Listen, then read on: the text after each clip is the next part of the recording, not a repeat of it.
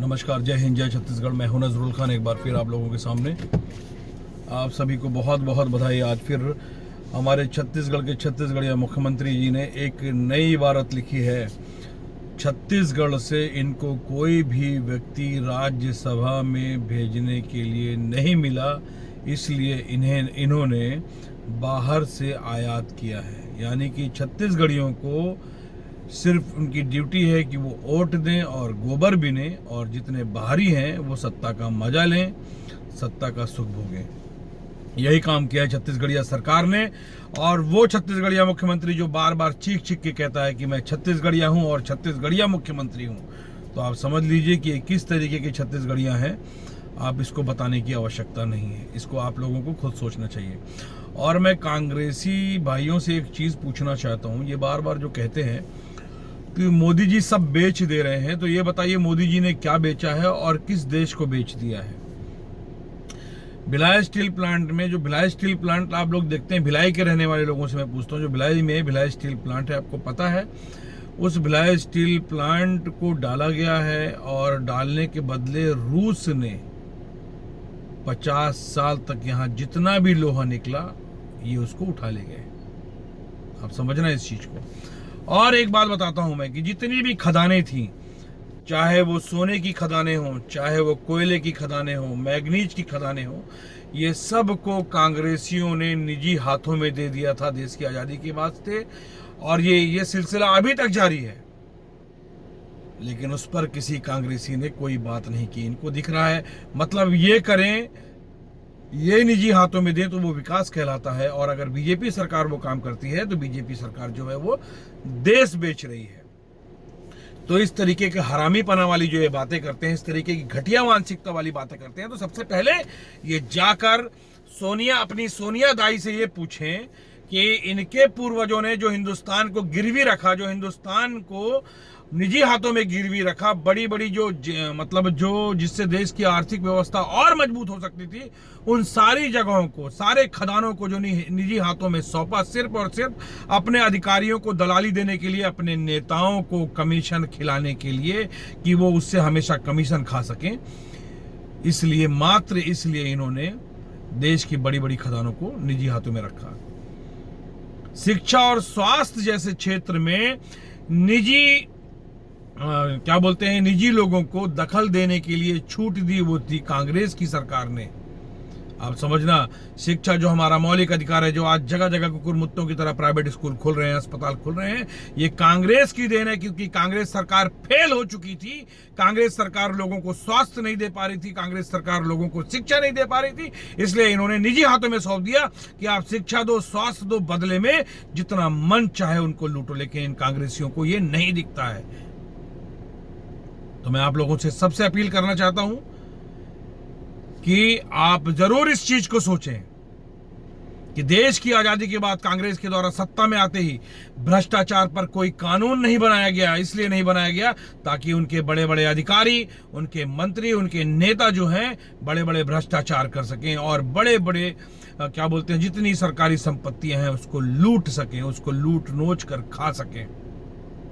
अब समझना, ये भ्रष्टाचार की जो शिक्षा है, ये जितनी भी पार्टियां, जितने भी पार्टी के नेता हैं जो भ्रष्ट हुए हैं, वो इसी कांग्रेस की देन है। क्योंकि इन्होंने भ्रष्टाचार पर कोई कठोर कानून नहीं लागू किया, सिर्फ इसलिए कि उनके लोग आसानी से भ्रष्टाचार कर सके। ये दंगों की बात करते हैं, ये कहते हैं कि दूसरी पार्टियां दंगे करवाती हैं, बीजेपी दंगे करवाती हैं। तो मैं इस पर भी इनकी पोल खोलता हूं कि इन्होंने दंगों पर भी कोई कड़े कानून इसलिए नहीं बनाए ताकि मुसलमानों को दंगों के नाम से डराया जा सके, मुसलमानों को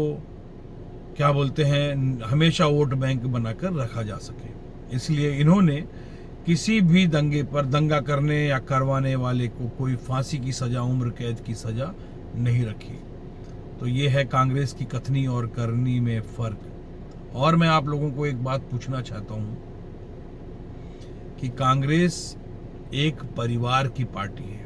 कांग्रेस एक परिवार नहीं है, कांग्रेस एक परिवार की पार्टी है, जहां पर आप समझ लीजिए इमरान प्रतापगढ़ी चूंकि मुस्लिम है, लेकिन मैं भी वही पूछना चाहता हूं कि क्या इमरान प्रतापगढ़ी जो 2 साल पहले कांग्रेस ज्वाइन करता है उसको कांग्रेस के अल्पसंख्यक का राष्ट्रीय अध्यक्ष बना दिया जाता है। और जो सालों से कांग्रेस की क्या बोलते हैं वोट बैंक बने हुए हैं, कांग्रेस का झंडा उड़ा रहे हैं, बैनर उठा रहे हैं, ऐसे लाखों मुसलमान हैं, करोड़ों मुसलमान हैं जिनको कांग्रेस ने वहीं का वहीं रखा है।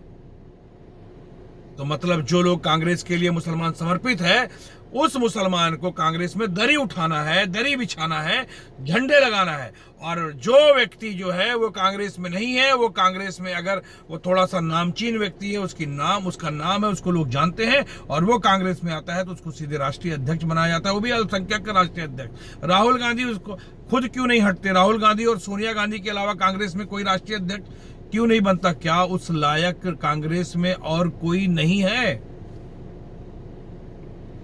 अभी कपिल सिब्बल जी ने भी कांग्रेस को बाय बाय कर दिया। क्यों कर दिया? इतने पुराने दिग्गज कांग्रेसी। और अब कांग्रेसी जो है उनकी क्या बोलते हैं कमजोरी निकालने लगे हैं, अब उनको गालियां देने लगे हैं, उनको बुरा बोलने लगे हैं। जैसे हार्दिक पटेल जो कांग्रेस को गुजरात में जिंदा करने वाला व्यक्ति है, खत्म हो चुकी कांग्रेस को जिसने गुजरात में जिंदा किया, और उसने स्टेटमेंट भी दिया कि यहां पर कांग्रेस में रहने का मतलब है कि जो दिल्ली से आने वाले नेता हैं उनको समोसे खिलाओ, बिरयानी खिलाओ, उनके लिए जी हुजूरी करो, यही है कांग्रेस। और यही सोच के उस युवा ने कांग्रेस को छोड़ दिया।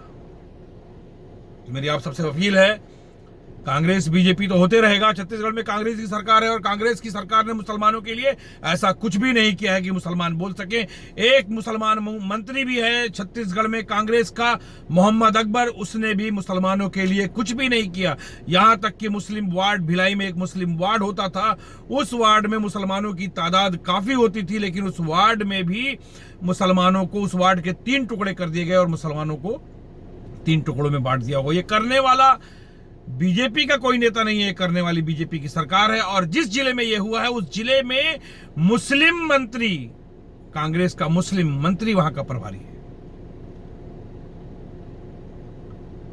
मुसलमानों के लिए बीजेपी सरकार के मंत्री श्री प्रेम प्रकाश पांडे जी ने कब्रिस्तान के लिए जगह दी। और कांग्रेस का महापौर जो उस समय कांग्रेस का महापौर था और उसका भाई, उन लोगों ने मिलकर उस जमीन को विवादित कर दिया और वहां पर कि मुसलमान यहां कब्रिस्तान बनाएंगे ऐसा अपने लोगों को बेचकर उस जमीन को ही विवादित कर दिया।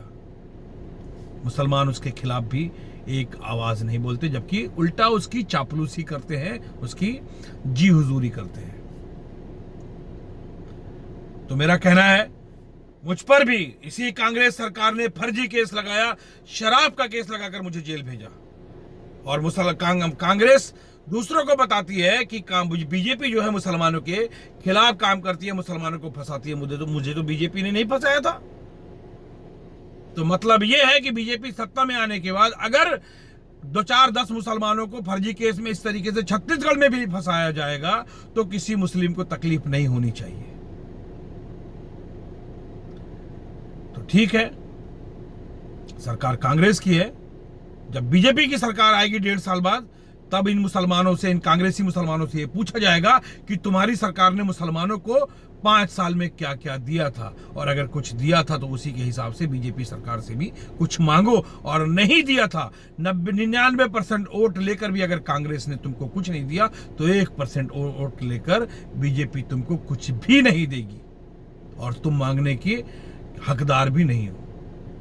और लास्ट में समस्त पालकों से अपील करना चाहता हूं कि एकजुट हो जाएं।